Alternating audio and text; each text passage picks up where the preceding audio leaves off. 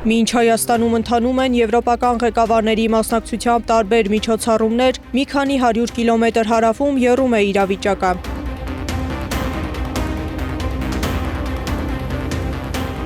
Եռում է Եվրոպայի հաշվին, Եվրոպայում խորանում է էներգետիկ ճգնաժամը։ Իրանը հերթական հարվածն է հասցրել էմիրություններին զուգահեռ Հայաստանում տեղի ունեցող քաղաքական համայնքի գագաթնաժողովին։ Փորձագետները սա պատահական չեն համարում։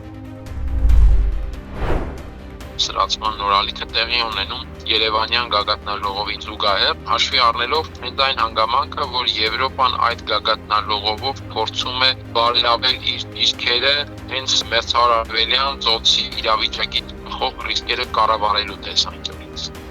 Իրանի հարվածները հերթական անգամ նավթի գնի թանկացման պատճառ են դարձել։ Եվրոպական ղեկավարները ճգնաժամը հաղթահարելու լուծումներ են փնտրում, իսկ այդ լուծումները փորձում են գտնել Երևանում, պատերազմի թեժ կետից փոքր-ինչ հյուսիս։ Եվրահանձնաժողովի նախագահ Ուրսուլա ֆոն դեր Լայենը Հայաստանում իր առաջին ելույթով Կովկասն այլ կոնտեքստում կարևորեց։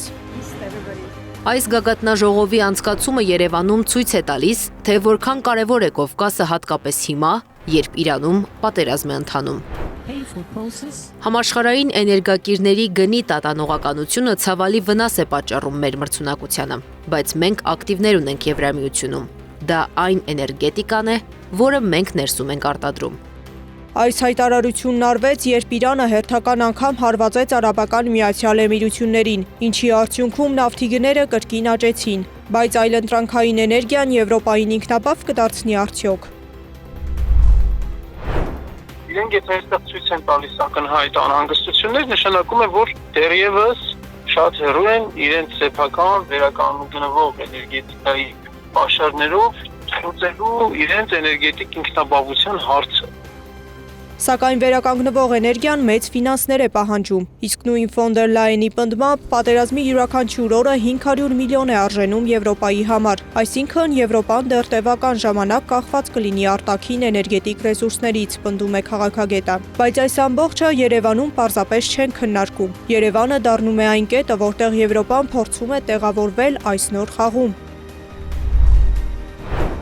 Հայաստանի կարևորությունը կամ առանձնահատկությունը այն է, որ Կովկասում գործնականում միակ երկիրն է, որտեղ Եվրոպան ունի առավել ակտիվ գործելու հնարավորություն։ Վրաստանում գիտենք խնդիրներ կան ներկայիս իշխանության քաղաքականության հետ կապված եւ Եվրամիության ղեկավարության հետ հարաբերությունը բավականին սառը վիճակում է։ Ադրբեջանը իրեն շատ ավելի փակ է պահում եւ Եվրամիության հետ հարաբերություններում շատ ավելի ինքնուրույն ու հավակնոտ է։